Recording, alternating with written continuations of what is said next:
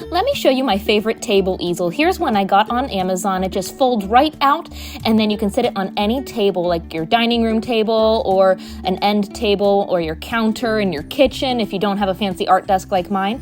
And then when you're done, I love how it just folds right back up. Just make sure that you don't pinch your fingers when you do this, because I have done that before. But for the most part, they work amazing. You can fit almost any size canvas. I use a lot of 11 by 14s like this one here, or 16 by 20s. And then when you fold it up, you can store it somewhere, like in a closet or in a bag, and it doesn't take up much space.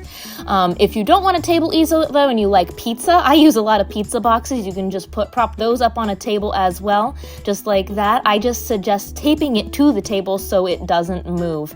And I think this works just as well. You can use taped paper like you see me using a lot, or you can use a regular canvas and it still props it up for you. So that makes it nice.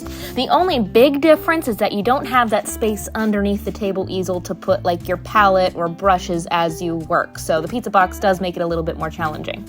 I personally do have a big artist table that goes up, but I don't use it as much as you'd think because of the fact that I can't have my like paint water and my paint brushes and things like that right next to me as I'm working. So a lot of times I will use it flat like this instead.